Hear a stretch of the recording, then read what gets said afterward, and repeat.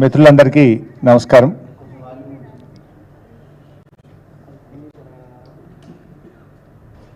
రాష్ట్రంలో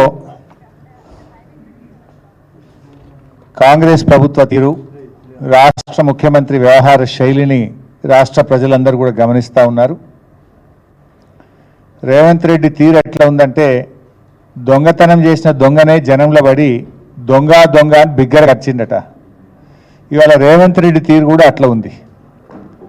రుణమాఫీకి ఎగనామం పెట్టిండు, పైగా రుణమాఫీ చేసినట్టు పోజులు కొడుతున్నాడు.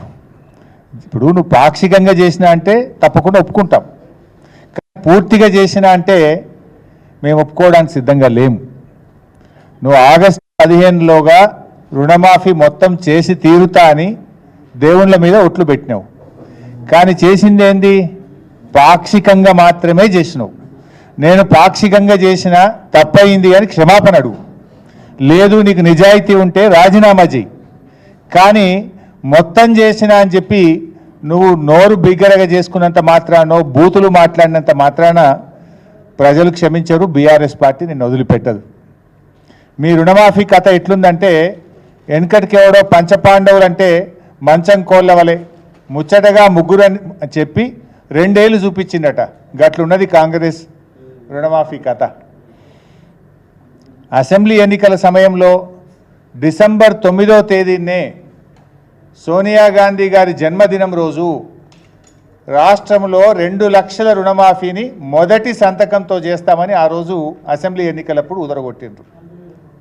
ఆ రోజు చెప్పిందేమో 40,000 కోట్ల రూపాయలు, డిసెంబర్ 9 అని మాట తప్పిండు.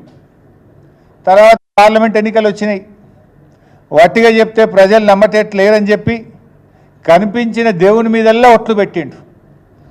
ఏ ఊరికి పోతే ఆ దేవుడి మీద ఒట్టు పెట్టి ఆ రోజు 31,000 కోట్లు అని చెప్పిండు. 15 ఆగస్టు కల్లా రాష్ట్రంలో రైతులు అందరినీ రుణ విముక్తుల్ని చేస్తా, ఈ రాష్ట్రంలో అప్పులకు రైతులకు ఉండనే ఉండవు,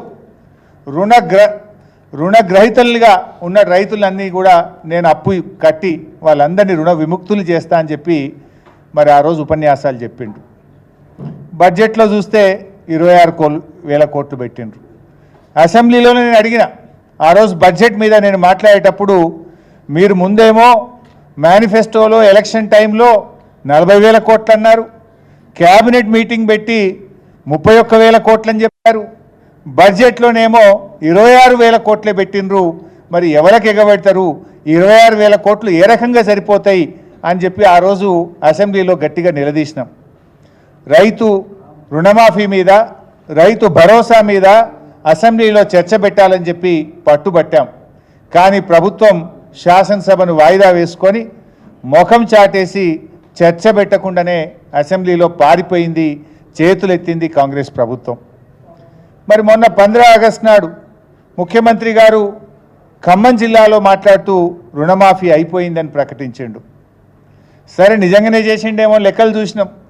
లెక్కలు చూస్తే ఆయన చేసింది 17,000 కోట్లు 22 లక్షల మంది రైతులకు మాత్రమే చేసిండ్రు. అసెంబ్లీ ఎన్నికలప్పుడు ఏం చెప్పిండ్రు? 40,000 కోట్లు అని చెప్పిండ్రు. ఇప్పుడు తీరా చేసింది 17,000 కోట్లు, అంటే 23,000 కోట్లు కోత పెట్టిండ్రు. ఇచ్చింది తక్కువ, కోత పెట్టింది ఎక్కువ. ఇచ్చింది 17,000 కోట్లు, కోత పెట్టింది 23,000 కోట్లు.